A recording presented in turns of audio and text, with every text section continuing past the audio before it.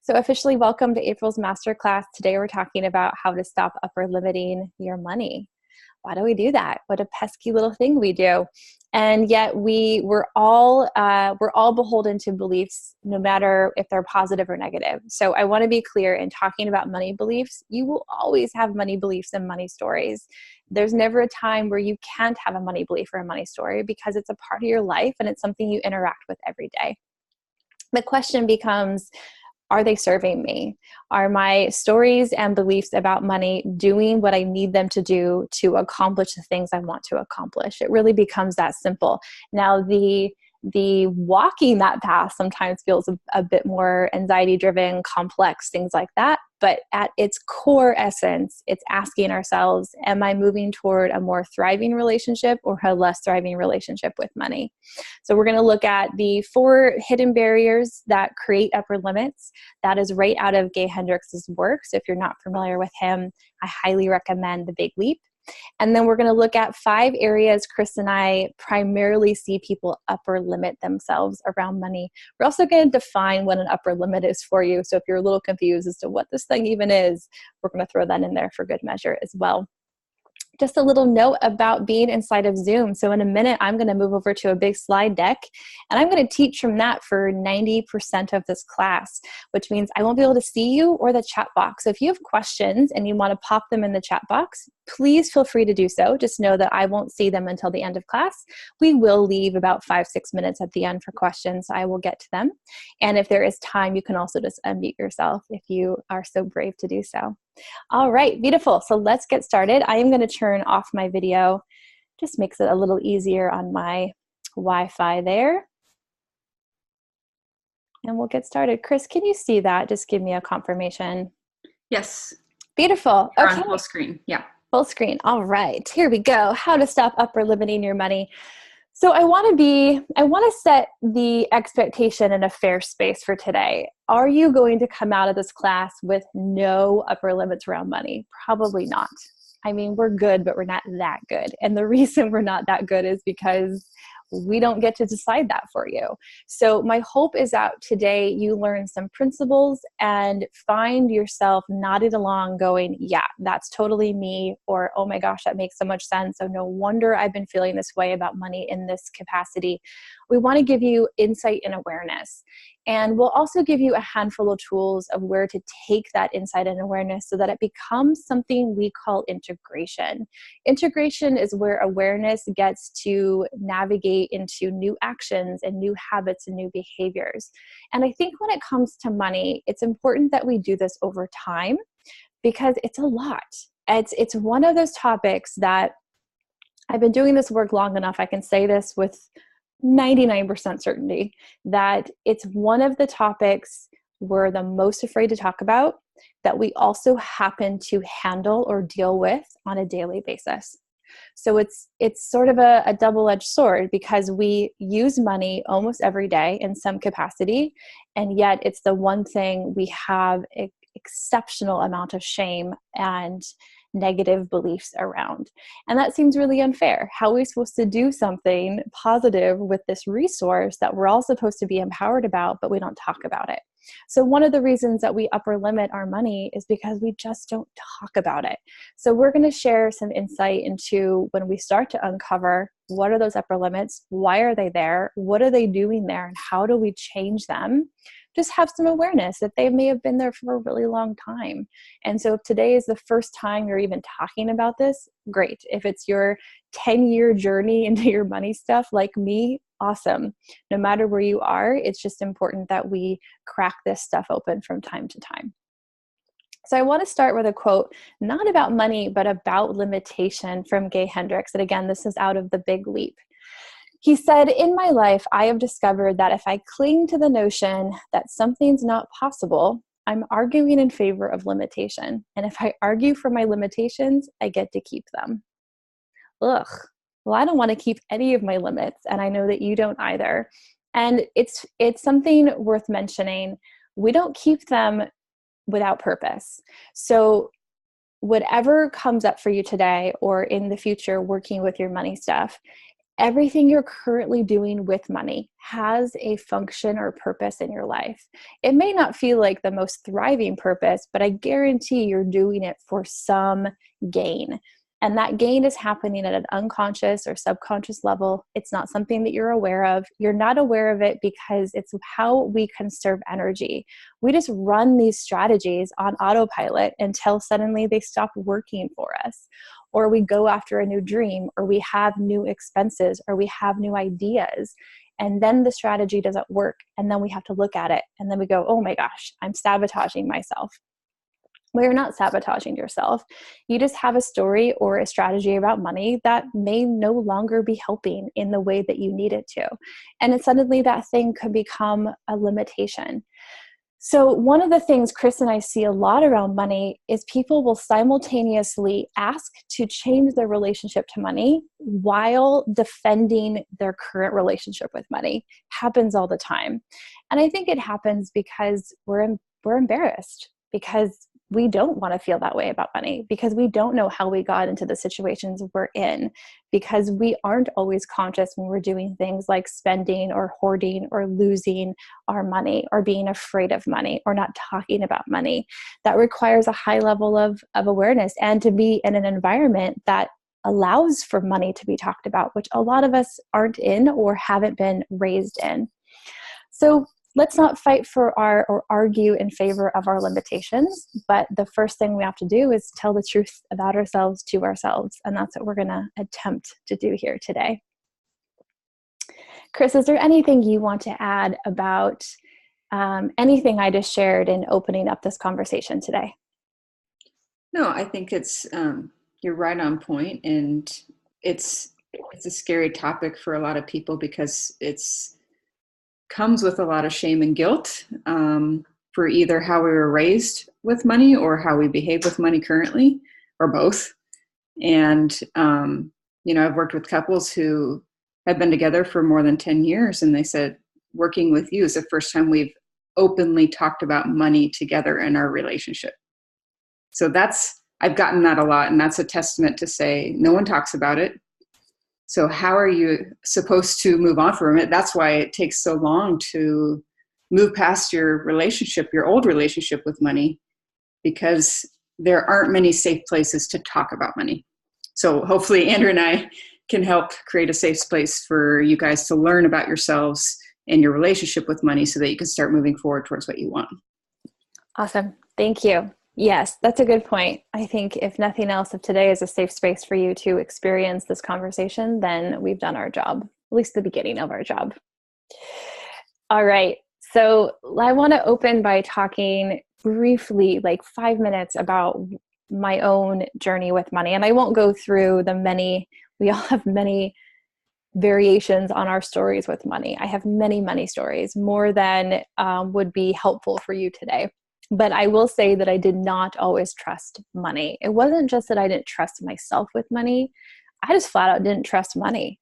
I didn't like it. I didn't understand it. I had these really negative associations about people with money.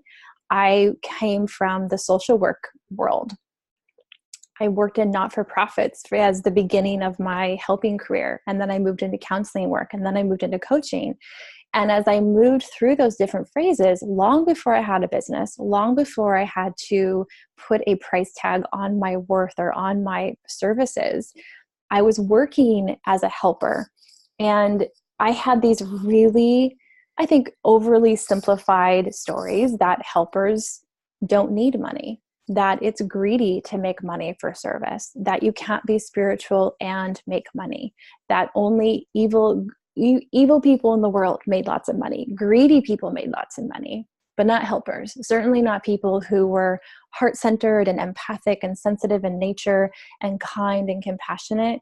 They didn't need income because they could just, and you can hear the tone of my voice, almost as sarcastic as I remember this, they could just float on by through service and helping, and they would get tons of nourishment from feeling good about their deeds in the world. Except for one tiny problem. I was broke. I was super broke. Social workers don't make a lot of money. Students in graduate school don't make a lot of money. In fact, a lot of life coaches don't make a lot of money. And being broke was really exhausting. It was super exhausting, but I rejected money to such a degree that there was a point before I started my business where I had completely surrendered all legal rights to my finances inside of my partnership. And Chris can attest to this. I didn't have a paycheck. I didn't have any bills in my name. I had no credit cards, no debit cards. My car broke down. I officially had no assets. I was like, yes, this is the best strategy. I hate money so much. I'll just be free of it. And that was a really unfair burden and pressure to put not only on my partner, but to put on my own experience with it. It's not a very empowered feeling to reject money, but I didn't know what else to do. I didn't want to touch it. I didn't want to accept that I needed it. So my strategy was to completely offload it onto somebody else. That'll be someone else's problem. I'll just show up and do my helping thing, which is what I did. We owned a business together, and I worked as a coach, and I did marketing, and I worked in client services, and I helped support people. And I thought in exchange for that is you just take care of all the money stuff and I'll just show up and help. Except it started to feel unequal. It started to feel like the energy of helping and receiving that feedback that people were getting something was great. And I really loved that. And I'm sure all of you, there's a part of the work that the joy and the gratitude you have for what you do cannot be purchased. It doesn't come as a purchased thing. It just is part of the process. But there's also this resource called money that is a wonderful gift in exchange for our time and our energy and our wisdom and our education and our efforts. And the fact that I didn't want to be a 30-something-year-old woman who had no financial rights to her life. That wasn't actually the story that I wanted to tell anymore. So I started on my own money journey, and it was not pretty. It was pretty painful. And it was painful because it meant looking at my family and our stories about money. It meant acknowledging that I didn't know anything about it. I wasn't taught anything about it. It meant acknowledging that maybe I actually wanted money, and could I be a good person and have money? Could I be a spiritual person and have not just money, but amass wealth? Could I be a successful business owner and make a large amount of money as a coach and still keep my integrity? Could I be heart-centered and authentic and vulnerable in my work and have money in the bank? For whatever reason, we do this thing where we separate the two. Well, I can be one or the other. And I wanted to be both and. So my journey took many years, and I'm not saying yours has to. It could take days, weeks, months, maybe years, maybe longer, maybe shorter. The time is irrelevant. The question that prompted me to begin excavating and rewiring these stories and finding new beliefs and modeling both successful and integral people in my industry was the question of, how did I want to be in relationship to money?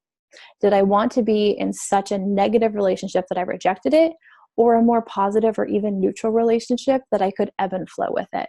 And it's still a work in progress, but I'm happy to say that as a woman in this industry who's in the top 4% of income earners, I'm very proud of that, because I want more women, especially, and men in this industry, but I want women to be empowered to understand what's going on inside their financial life. And it starts inside. It's not in your bank account. It's not in your bills. It's not in your debt. It starts internally. It starts in your emotions, and it starts in your beliefs and your mental thoughts, your habitual thoughts about money and people with money. So what is an upper limit? Because I hit up a bunch of them. An upper limit is a self-imposed limitation on who you are, what you can have, what you can do, or what you can become. It's created by the unconscious as a safety valve, and we'll talk about that in a moment. We simply don't do things that aren't in alignment with how we see ourselves. So an upper limit is a self-imposed unconscious safety mechanism that keeps you in alignment with your identity. And anytime you move into arenas or areas of your life that don't align with your identity, we self-impose limitations to keep us essentially in check. Chris, why don't you come alongside and share a little bit about that safety valve mechanism and what we mean by alignment with your identity? Sure. So, when you're trying to reach a new goal or a new objective, especially around money, it's going to require new habits and new behaviors. However, beyond that, that's where most people start. But beyond that, we have to actually adopt a new identity. And an identity is how you see yourself. And in this context, we're saying how you see yourself with money. So if you have come from a storyline of, I'm broke. I'm always broke. Well, you can't do wealthy behaviors from a broke identity. It's not possible. So we will subconsciously stay in alignment with broke behaviors because we identify as someone who can never make enough money. So if we start to try and adapt to a wealthy activity or habit or behavior, subconsciously you're like, this doesn't feel right. This isn't safe because it's not who we are. Therefore, we shouldn't do it. So an upper limit is a safety mechanism for your brain that says, you know what, that activity is foreign to what we do, and it's not predictable. The brain loves safety. And by safety, we mean it needs to have a lot of prediction. And so when you don't have a lot of prediction, when you're trying to do all these new behaviors, it defaults to protecting itself against those new behaviors. So I think that's what you mean by the safety valve. Yes, I do. Yeah. Thank you. Awesome. Yes, and will you speak quickly on why self-sabotage is not actually a thing? Because another way that we talk about an upper limit is self-sabotage. Can you speak quickly on that?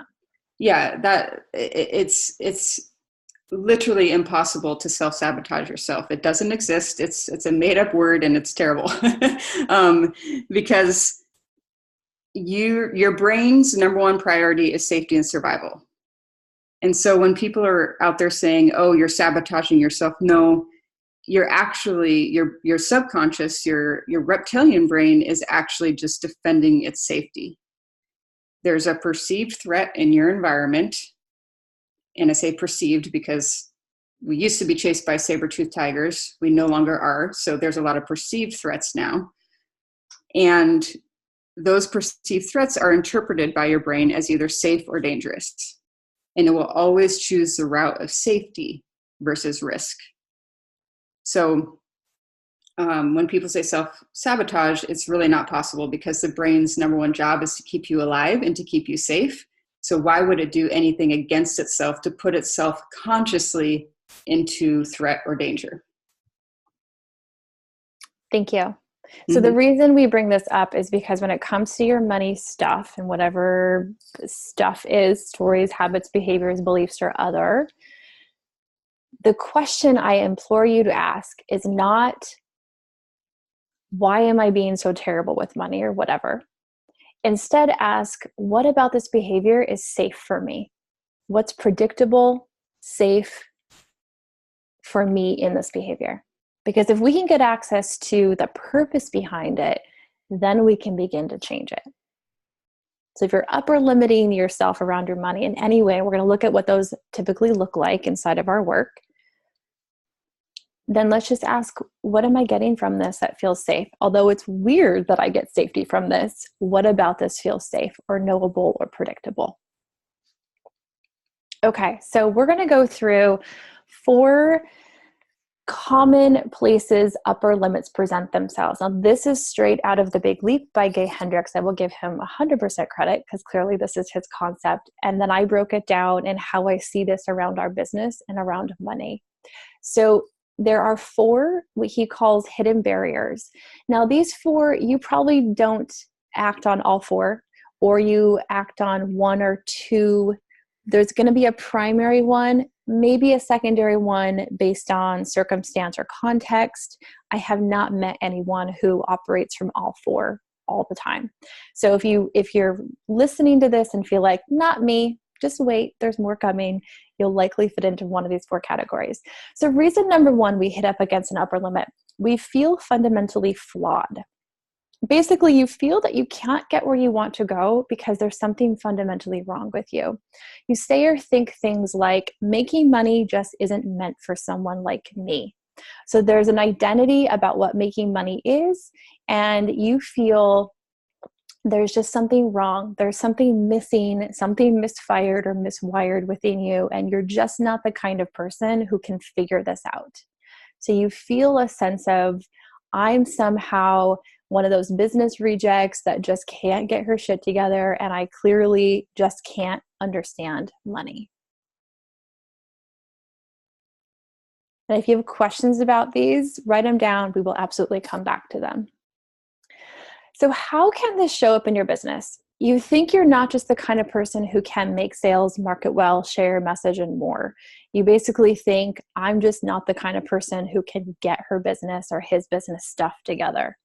You believe you're either born knowing how to succeed or you're not. There's this belief that successful business people are naturally talented in business. When something goes wrong in your plan, you take it as more evidence of why you can't succeed or why you're not successful. And you admire successful people, not because of what they can teach you or model for you, but for their natural abilities. And you'll see that in quotations, supposedly natural abilities to succeed or to do well with money. So you believe that either you're born knowing it or you're born not knowing it. And it's as simple as that. Number two, fear of abandoning your roots. Basically, you fear that success or accomplishing your dream will be an abandonment of where you come from. You say or think things like, going after my dream and making money will require me to be disloyal to where I come from and leave people I love behind. This is a fear of not being rejected, but somehow your success being a rejection of people or communities or family or spaces that you come from. How can this show up in your business? You think being more successful or making more money than your parents is somehow wrong. You worry that if you do what you love, it'll take you away from the people you care the most about. No one where you come from owns a business and doesn't get what you do, which you feel responsible to explain over and over. And where you come from, you are happy for what you have, and setting goals and making money seems like a greedy ambition. You may hear things from family or people in your community like, why can't you just get a normal job? Why do you have to go after your dreams? Do you know how risky that is? We just don't get it. Are you sure you're making enough? Are you sure you're okay? Are you sure you're safe? And we might take that or interpret that as we're somehow doing wrong by the people that we love.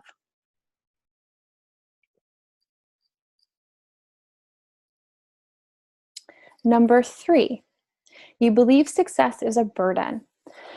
Basically, you believe the old adage, more money, more problems. You say or think things like, making money will just cause more problems in my life, or making money causes more problems in your life. It isn't just a belief, it may actually happen. How this can show up in your business. Every time you have success in your business, it is immediately followed by something awful happening in your life. And you may think, oh, that's an interesting coincidence. Every time I get a client, I get a bill in the mail. Every time I have a successful launch, I have an accident. When you go after a new idea, you always seem to get sick or hurt right away. If you have a great month and make more money, something quote unquote happens, which requires you to spend the extra you just made, suddenly you're back to ground zero. Or whenever you step something up like a new goal or vision for your business, it seems to cause problems in other relationships that are important to you. Chris, do you want to share anything about this one? Because I know, and mine is coming up. I know this has been one that you've had a loving love-hate relationship with. Yeah, this is my big one, and it has. Once I was aware of it, it honestly didn't make it any easier to kind of work on it, because you're like, oh man, that kind of sucks. Like, I can't believe that I'm scared. I'm more scared of success than I am failure, and that's really interesting with this one, because I think the bigger I get, the more successful I get.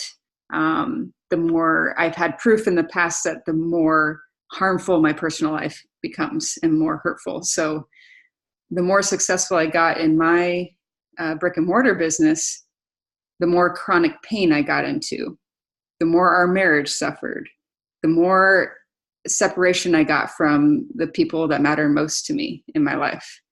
Um, so yeah, this one, it really has prevented me actually from launching a new business once I close the other business, because I have that ingrained fear. So another thing that happens, I'll just add, we start to fire and wire associations. And so this is a deep, deep, deep fire and wired association with success and burden in my mind. So so this is why I'm not self-sabotaging myself, because in my subconscious mind, it's literally saying, why on earth would I want to create more success for myself when I saw what happened to me? Why would I want to go after something and be successful when my world outside of business fell apart? That's a very logical reasoning from a brain perspective. Why would I want that? So I have to create a new association and a new link to success that maybe it's defined differently, or it looks differently, or I prioritize things a little bit differently in order to start to mend a new relationship with success and what that is. In fact, when Chris launched a program in January, her old site of chronic pain popped up for a day. And I think I looked at her and said, nope, it's not real. Not to fly in the face of what was happening, but as a reminder that we have to we have to unlearn this stuff. And it's not always as simple as, oh, I'm just going to be done with that. No, there are mechanisms in place to keep that from happening, because the brain really doesn't think you're safe. And she's had to relearn a different way to succeed at business, one that doesn't cost her anything physically. Thank you for sharing. Mm-hmm. All right, number 4. This was mine. This is still mine. It is a crime to outshine anyone. Basically, you feel guilty if you're smarter than or more successful than those you deeply care about. You say or think things like, if I really go for it and make money, I will make someone I love feel bad. How does this show up in business? You actively don't share your successes because you don't want the attention to turn negative or even positive. Too much praise can be uncomfortable. You keep your real dreams and goals quiet. You feel immense guilt when something you do is praised publicly, and you're quick to deflect compliments or questions about how well you are doing. I come from a family that had all of my brothers and my parents and myself growing up. The number 1 rule was treat others as you wish to be treated. The number 2 rule was follow your bliss. And in my family, that meant go after what you were passionate about. It meant do the thing that lights up your heart. My older brother became a teacher. My middle brother became an artist. And my parents, while working by day, and then they did the things they really loved by night. And what I saw as a child was follow your bliss outside of making money. Follow your bliss as a hobby. Follow your bliss when it's convenient when it's not inconvenient for other people. And also, don't share your gifts with anybody. My family were full of incredibly talented people, writers, artists, sculptors, woodworkers, painters, photographers, game designers. These are in my immediate family. And the only people who have any of their work are the family themselves. I have my dad's paintings and my mom's books on my shelves, none of which the world ever got to see. And it always made me really sad. And then I went out and thought, well, I'm going to be seen. But that wasn't what you did. You didn't go be seen. You did your success thing under the table. And so when I started to become more successful and make more money doing what I loved, it became an interesting topic for conversation. And it still gets commented on in a very playful, loving way, but also there's these little digs and daggers that come with it. And it took me a long time to, and I'm still working on it, to not feel responsible for anyone I love choosing to go the path they go and me choosing to go the path I go. And so if this one is yours, I can empathize deeply. It's a deep fear of mine to not belong or fit in or be highly criticized or to stand out too much. And it was such a fear for so long. It took Chris, I think, 5 or 6 years of telling me, no, you're actually good at this. No, you really are good at this. No, for real. I'm not kidding. I'm not just trying to rouse your ego. You really are good at this, before I finally started to think, maybe I can do this. Maybe it is okay for me to be successful. So I didn't fear success. I just didn't trust that it wouldn't take me away from the people that I loved. Okay, so now we want to share 5 places that we have specifically seen upper limits pop in when it comes to money and business. These are 5 things that have come out of our clients and students' mouths over the years. There are many more where these come from. These just tend to be the most talked about, the ones that I hear the most common, the ones that we work with the most frequently. So number 1, I'm not worth it. How is this an upper limit? I am not worth it is the upper limit of feeling like you are enough, valued, or valuable, so much so that you're allowed to receive money for your gifts, services, programs, wisdom, whatever it is that you're providing or selling. So when someone says to me, I am not worth it, what I hear is a built-in or an innate fear about being enough, about rising up into the thing that they say that they provide, about not feeling like a fraud, that they are allowed to actually charge money and fulfill what that money represents and feel congruent about it at the end of the day. When someone says I'm not worth it, other things that are going on in the business might include a lack of pricing structure, someone who charges money and then quickly changes their prices or reduces, gives a lot of discounts, gives a lot of free work away, gives a lot of trade, so work trade, gives a lot of scholarships, or finds ways to give away more for less.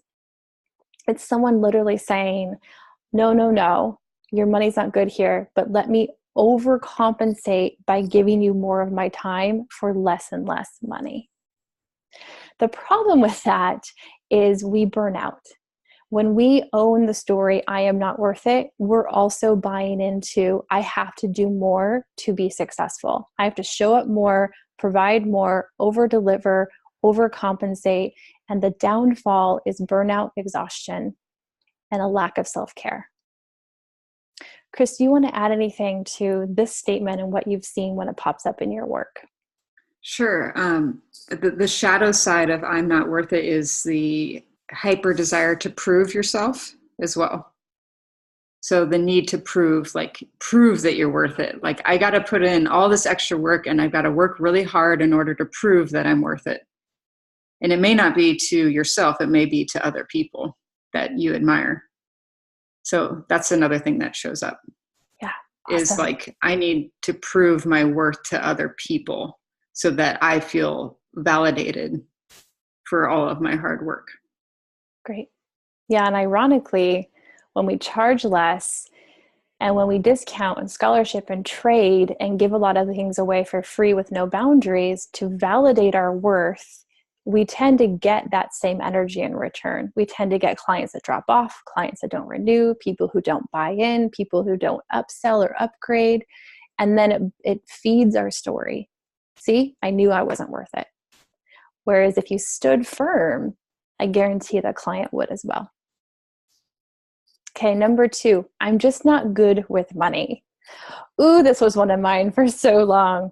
No, the truth was I just didn't have any good money skills or behaviors that would give me a more thriving money experience. So when I see people or hear people say, I'm just not good with money, what I'm hearing is I have not done my own due diligence to put in place the things I need to keep myself accountable inside of my business. I don't actually know where money's going. I don't know how much I make, how much I spent. These are the people that are surprised when April 15th rolls around. Oh, it's taxes. We have to pay taxes.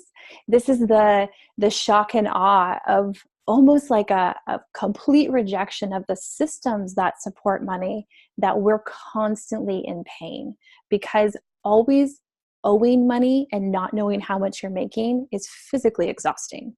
So I'm just not good with money.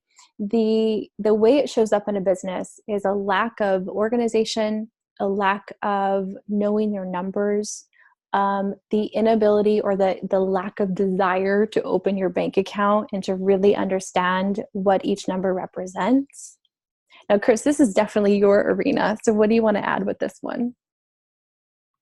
Oh, no. Yeah, this is 99.99999% of the clients I work with because it takes first acknowledging and accepting that, you may have not been good with money in the past, but usually the people who are ready to move past this belief say, okay, what tools and what resources do I need to educate myself about in order to start being good with money? And that, I always say money is a skill, and any skill can be learned.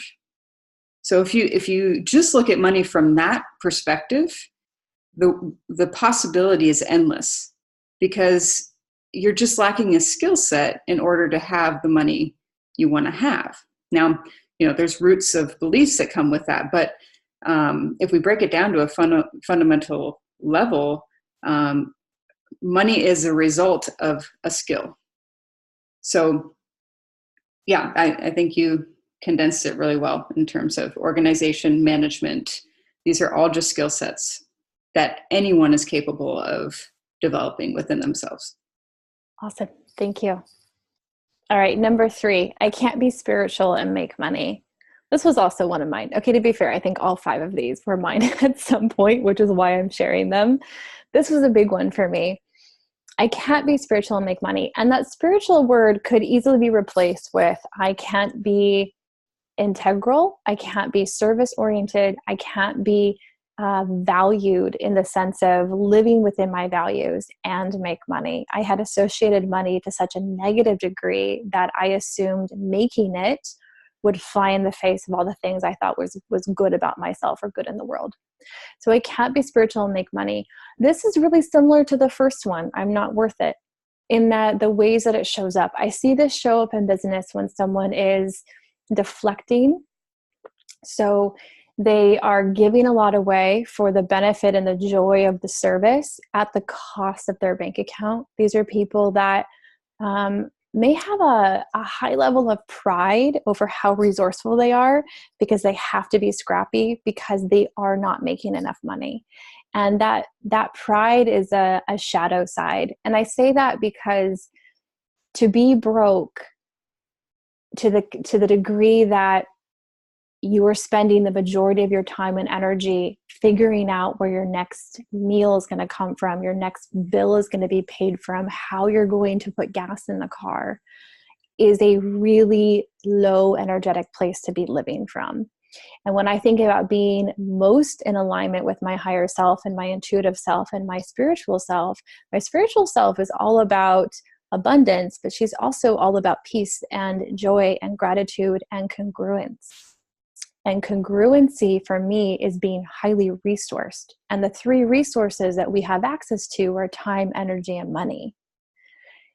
And so if I'm really in practice with my spirituality, if I'm really in flow with my higher self, money is a part of the equation. And that took a long time to contend with. So when I see this show up in someone's business, the downside of it is, yes, you may feel like you're getting to harbor and protect your spiritual practices, but at the cost of your physical domain, at the cost of your physical life. And to be spiritual for me is to be both and. You're a human. and you're living a human experience. And why suffer unnecessarily inside of that experience when you can use money as an enactment of your spirituality, as an extension of, as a resource of the way that you feel about yourself in the world? Anything you want to add on this one, Chris? Yes. Two questions for the group. Can you be poor in spirit and have a lot of money in your bank account? Absolutely. Can you be rich in spirit and not have any money at all? So like what, Andrew is saying is the resources and even the mentality around money is you can have a shit ton of money, but if you're poor in spirit, you're probably always worrying about money, or there's never enough money. And that can deteriorate your mental game around money. Even though you have it, you mentally can be strayed and poor in the mindset around money. So, this is a really interesting concept, because you can be rich in spirit but not have any money, but you can also be rich in spirit and have a lot of money. So I just wanted to throw that out there. Awesome. Yeah. We always say that money being a neutral energy, it's really just an amplifier of who you already are. So if we see evil acts in the world being funded by a lot of money, it's probably because there are people with evil intention doing things with money. And there are incredibly kind and generous people in the world with a lot of money who are doing kind and generous things with their money. So we have to take the focus off the dollar and put the focus on the intender, which is the person behind the money. Okay, number 4, only greedy people make money. I've actually seen this one less and less over the years, and I don't know if that's a byproduct of the clients that are coming to see me or where I myself am in my own practices. But in the beginning, I saw this one a lot, and it shows up in business where my clients would put these self-imposed limitations on how much they were allowed to make. So they would have this number in mind, and so long as they stayed under that number, then they were humble, integral people. But if they went beyond that, then they were excessive, greedy, part of the problem, part of the super rich, part of the 1%, all these things that have these really socially ingrained stories that they were not actually untangling and looking at for what they really were. The way that it shows up in business, it looks like charging what we think is a quote unquote reasonable amount. It looks like doing more for less. It looks like feeling bad when we make a lot of money, and so then we want to give it away, spend it, or hide it, hoard it, or not even make it at all. And we also have a high rejection of successful people. We may interpret highly successful people not only as greedy, but maybe as aggressive, predatory, driven by the quote unquote wrong things, angry, controlling, dominant. We start to put these really hyper aggressive terminology onto successful people because we associate money as greedy. Anything you want to add, Chris? No, I think that what mostly shows up for this one is a high rejection of money in general, because the individual doesn't want to be associated as greedy. So yes, why would you want to have a lot of money if you think having a lot of money means you're greedy and you despise greedy people? You're going to naturally reject money or give it away. Or yeah. Or it may come through as if I make a lot of money, then I'll be like those bad people. Right. So it's often not about the money and more about the ways that people model lots of money in the world aren't always positive. But to be fair, it's also the people who we give a lot of attention to. And we don't give a lot of attention to people who are doing incredible things with money. And my invitation is seek those out, pursue those, understand them, look at them. Where do they come from? How do they look at money? How do they use it? And you might find this incredible counterbalance to the other places that we put a lot of emphasis on.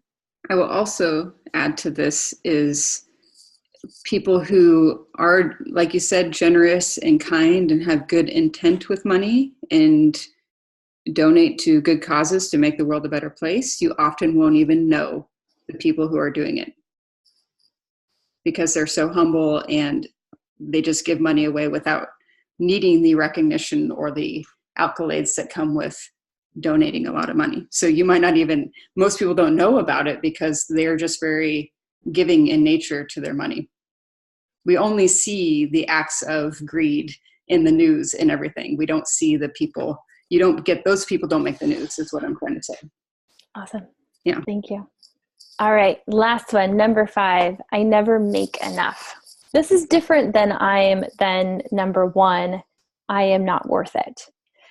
So I never make enough. This is an interesting upper limit. This is someone who might actually be making a lot of money relative to their needs and their requirements and their dreams and whatever it is that they're earning money to do things with. These are people that when they come into my work, they are actually quite literally, if we look at the numbers, making more than enough.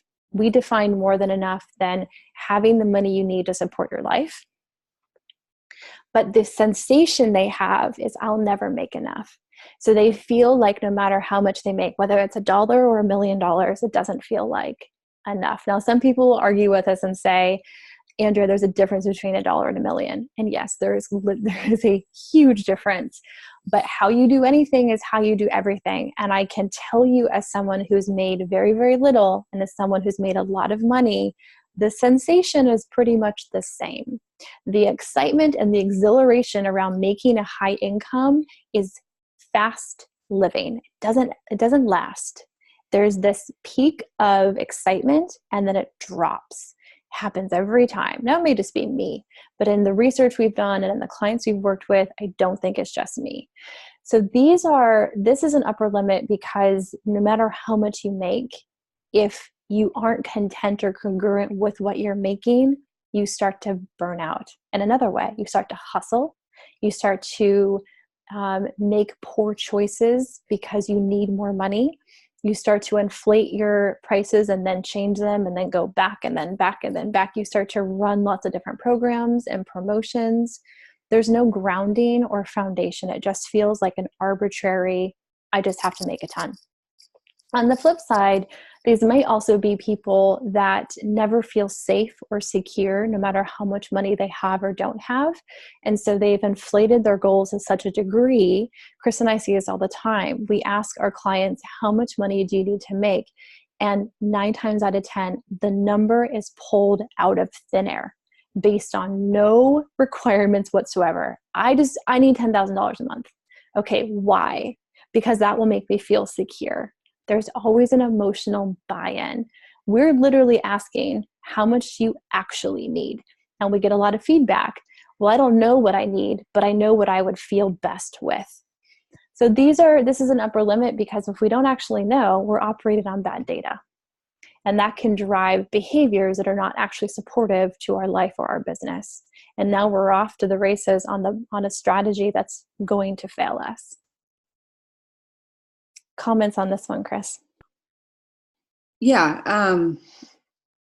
What I find is not ever having enough and pulling that number out of thin air.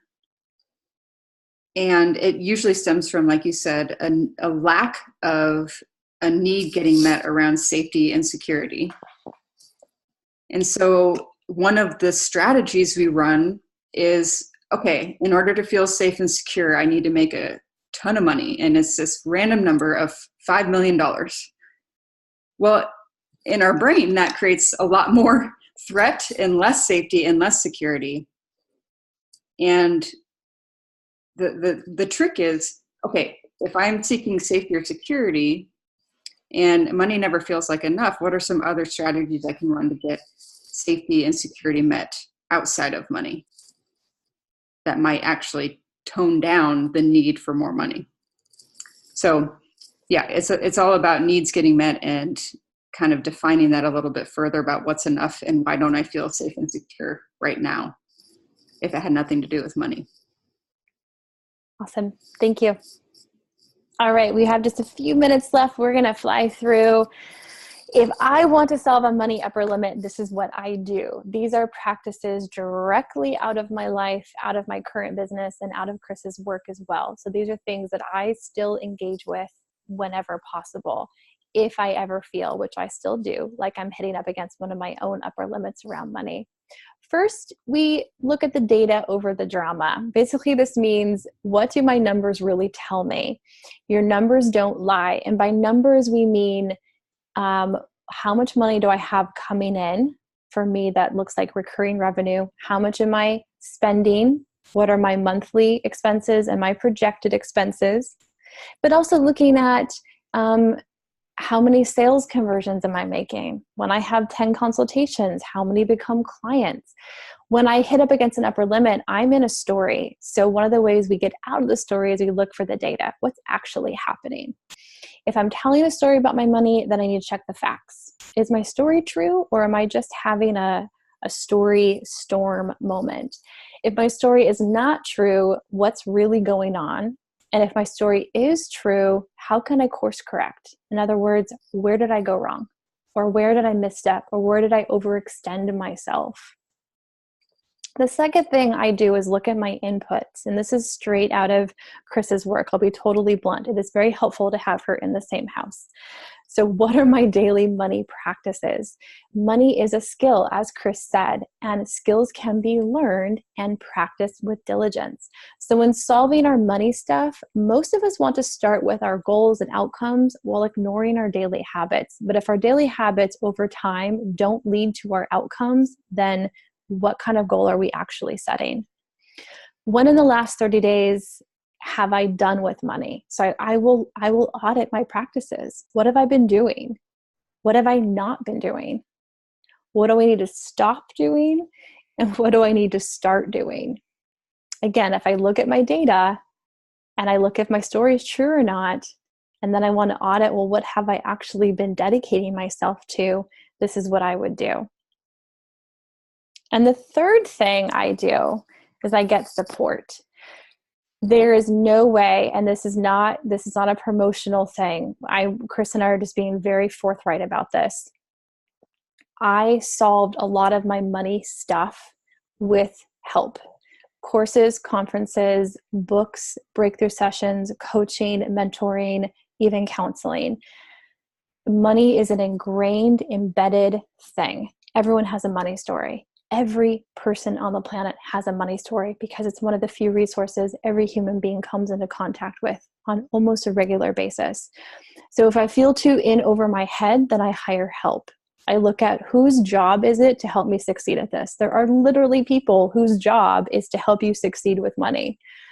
What is an ideal outcome for getting support? So am I just wanting to feel better, or do I actually need some hands-on physical money number help? What needs to change, and what is the cost of not changing? So our advice is not to do money stuff alone. You're already in your head about it. Even if you're talking to a mastermind group or coming into the community or working with Chris or working with myself, there is support and there is people out there. There are people out there who can help you and come alongside all of your money upper limits and then some. Those are the things that I would do, have done, and continue to do around my own money upper limits. So we have 2 minutes left. I am aware of the time. So here's what we're going to do. I'm going to come out of the slides. We're going to open the floor for Q&A. If you have to pop off, not a problem. Go ahead and pop your name in the chat box so I know that you were here. And Chris has something else that she wants to offer you guys as well. So I'll come out of here and we'll turn on our video. Say hello. Awesome. All right. So Chris, you're up. And then we also have open Q&A as well before we pop off today. Sure. Andrea wanted me to share my financial roadmap mini course. And what I love about this course is it's really simple. It's easy to digest. And it's a great starter course if you are really lost and feel like you're overwhelmed as to where to start with your money. I've gotten huge feedback from this course, how simple it was to implement, how easy it was to take action, and a new perspective on money that they've never learned before. So it goes through 5 different modules. You can go at your own pace and you have lifetime access to the course. The first module is what the heck's going on. and we face your current reality of what's actually happening with your money, like what's going on, because we can't move forward until we absolutely know what's going on right now. Number 2 is get clear on what you want and where you're going. I have a cutting edge way to map out your financial goals, and it's based on science and behavior. And then number 3 is what's your magic number? This is where you get to dream big for your ideal lifestyle. And then number 4, we break that down into how to organize your year so that you can hit your magic number. So we break down your launches, your cycles, your rhythms in your business in 90-day chunks so that you can actually hit your magic number. And then number 5, last but not least, we cover your habits that set you up for financial success for the rest of your life. So it's a really powerful short program, and Andrea's allowed me to offer it to you guys. I'm going to give you guys $20 off. It'll be $177, lifetime access. So you can come back to it time and time again to reiterate the skills around money anytime you need them. So awesome. I'll just let Andrea put that in her email. Yeah, I'll follow up with that. So if you guys are interested, it's chriswilborn.com/financial roadmap. Simple as that. And I'll put that in when we send out the follow-up this afternoon to everyone. So they'll get the link and the discount code as well. And again, like we said, if you don't need it, don't worry about it. Pressure. We're in business. You guys are in business, and we create things to help you. And these courses and like these master classes are always free. If this is all you needed for today, then thank you so much for joining. And if you want a little bit more support, we're literally trained in this stuff, and we do not want you to go at it alone. So we'll pop that into the email we follow up with later. Okay, awesome. So what questions, if any, do you guys have on today's class? We will hang out until all questions are answered.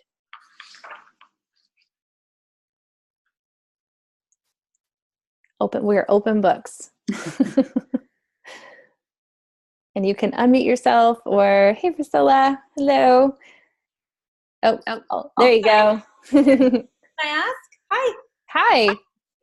So for me, when I saw the topic about upper limiting, what came up is that I've been at a income several years now, and it's like, what the hell? Right. And so I'm curious in your work, and also with Chris, coming at people that just seem to just hit that wall. Right. So for me, there are 2 things. I'm there. And the second one is I don't believe, like, I know conceptually in my ability to go wherever I want to go in terms of revenue and potential, I get that. But there's a lack of trust in myself and the process and money and the universe between setting a goal and actually achieving it. I'm like, I'm not going to get there. It's just never happened. Like, I know there, but like the engine to propulsion to get there, it's not behind it. So I'm curious if that makes any sense. I know I'm not alone. Hopefully. Nope. There's other people shaking. Nope, not alone. Yeah. So what I'm hearing is you've hit an income ceiling. And at the same time, when you set those bigger goals, the belief of I'm going to get there is not present.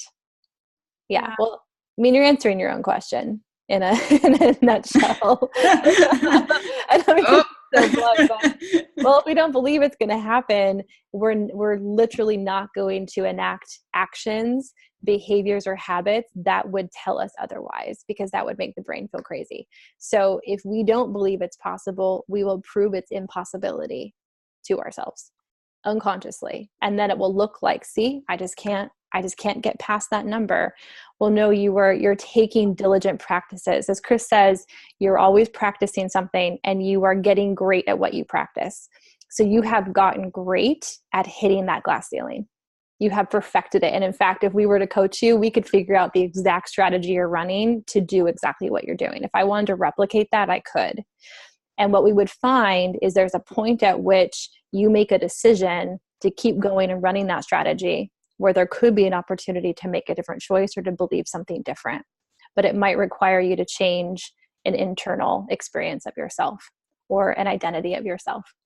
And that is the awareness that I've had, that I haven't been feeling ready or willing to step into really an empower, like the powerful version of me versus the little me. Yeah. Lack of a better term, Yeah. So, like, oh, I'm not sure I want to go there. No, yeah. unfamiliar. So I know I can get there. I want it, but ooh, yeah. Which is so great, because what you're telling me, it has nothing to do with money. It just happens, money happens to be where it's showing up for you, because there's something about stepping into your bigger, fuller self that just doesn't feel plausible or possible. And there would be a myriad of reasons why, right? Fear, belonging, criticism, being seen, how I identify, what that will mean for my life, my family, my partner, et cetera, et cetera, et cetera. And money happens to be one of the outcomes that's coming at the cost of that. Chris, do you want to add a threat anything? present for why you can't move forward. Like your animal brains will not allow you to step forward into what's possible, into possibility thinking, until it feels safe to do so. And so there's something in your internal environment or your external environment that is subconsciously saying it's not safe to go there yet. And that could be, like Andrew said, a myriad of things. And I would also start to look at, who do I need to become to hit that target? And who does that person, what do they need to believe in order to align with that goal?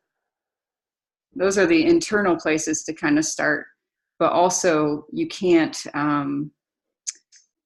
hide from what the immediate threat might be to moving that direction as well. Because something's there is holding you back. We all have thresholds where we're comfortable. Like we have lower limit thresholds and upper limit thresholds with money that we're comfortable living in. And so anything beyond that, you try and go, and then you're like, whoop, I'm back to that top threshold. Like, that wasn't too comfortable for me. I'm going to go immediately back to my comfort zone. And so part of the work might be, what's just a little bit outside of that comfort zone? Like, what's a baby step outside of that comfort zone that gets me closer to that goal, but may not require a huge leap, because we think that, oh, I'm just going to get to that new number in 3 months. And then we get really frustrated. But what if we had increments to break down the threat so that it's easier to succeed, and we set ourselves up to succeed? So that's from the outside in. Beliefs and identities from the inside out. Got it. No, I like that. It Yeah. feels less scary, right? Yes. Good. So you got to decrease the threat. The only way that we can start to move towards our goals is to decrease the threats that are present or perceived, right? That's the trickier part. Thank you. Yeah. That's lovely. Juicy Yeah. stuff. Yay, thank you. You're welcome. You're so welcome. Great question. Yeah. All right. Any other questions for today? I had a question Yeah. about, I'm trying to figure out, there's this number about look at the data, what exactly do you need? But then there's also this, what would you love kind of number. So what's happened to me is I hit my first month ever of $10,000 of income as a coach. And then my car died, and I spent $10,000 buying a new car. So Not funny. Sorry. I think we're laughing because we've all had that experience. Yeah, it's like, what? Right. Knowing laughter. Yeah. So then I'm like, okay, so I don't want to get into that mindset of that, whatever that limiting belief was, that it's going to be a burden to make more money because then terrible things are going to happen or whatever. Mm-hmm. But I do want to pay for my daughter going to college, and then I've got 2 other kids who are also going to want to go to college. So on the one hand, I want to feel competent that, yeah, if I want to make $10,000 again in a month, I can do it again. But I guess my question is also, like, Chris, when you were talking about look at the data and what are your expenses, but then there was also this notion of, what if you could have a bigger vision? What if there was a different magic number? Mm-hmm. So what's the interplay between those concepts? Yeah, great question. What we do in the roadmap is, with that magic number, is I have you clearly identify your dream ideal lifestyle and what that actually costs. Because your dream number and my dream number might be completely different for completely different reasons. But that number informs what your business needs to do to support that lifestyle goal and that lifestyle number.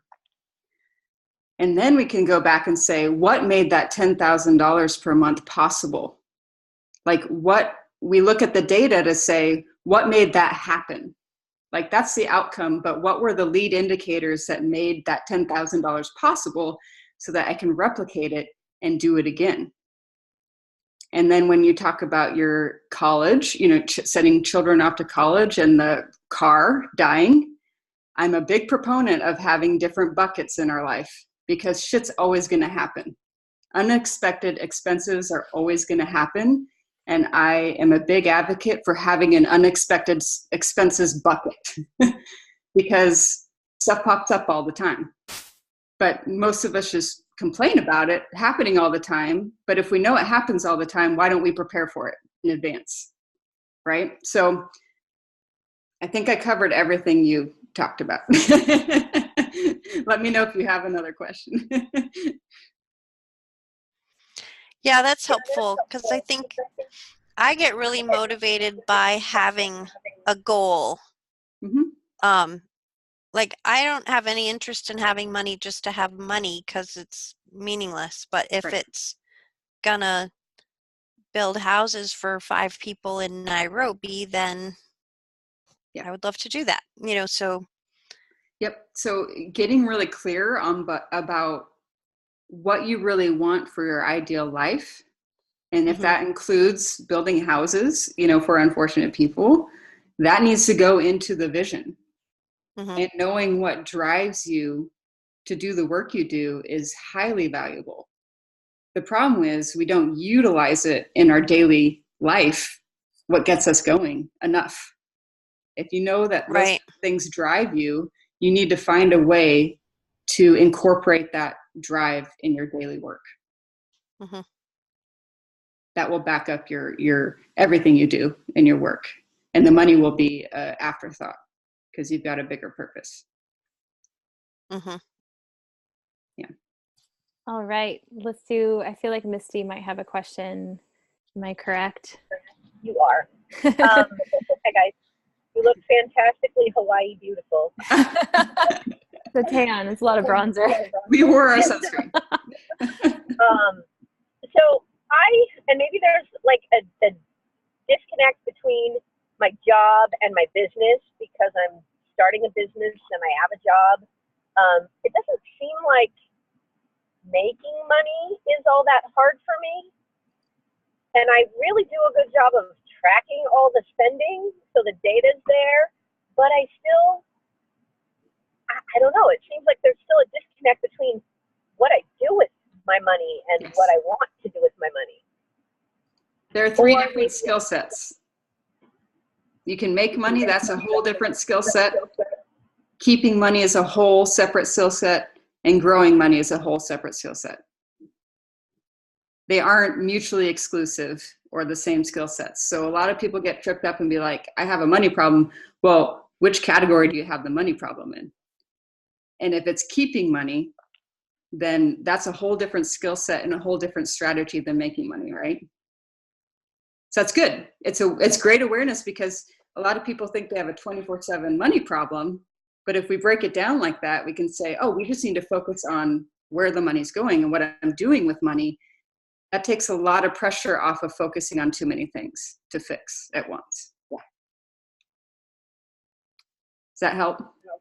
That's perfect. Thanks. Yeah.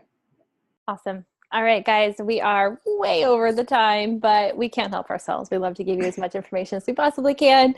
If you haven't already, please put your name in the chat box so we can mark you as present. Thank you so much for hanging out with us for the last hour and 15 minutes. And next month's masterclass is the 4th week in May, I believe. We're talking about how to own your fee. So once we figure out all of our money stuff, then we got to go and charge some money. And it's not always as simple as just telling people what you charge. So we're going to talk about how to get more comfortable, confident, and competent with your fees and pricing, and how you put that number out into the world and to your clients and customers. Registration for that opens next Tuesday at 6 a.m. We will get the recording to you guys out by today, hopefully by this evening, if not early tomorrow morning, and that will include that discount code for Chris. I highly recommend it. It is beyond worth it. And if it's the only financial course you invest in for the entire year, you will not be sorry.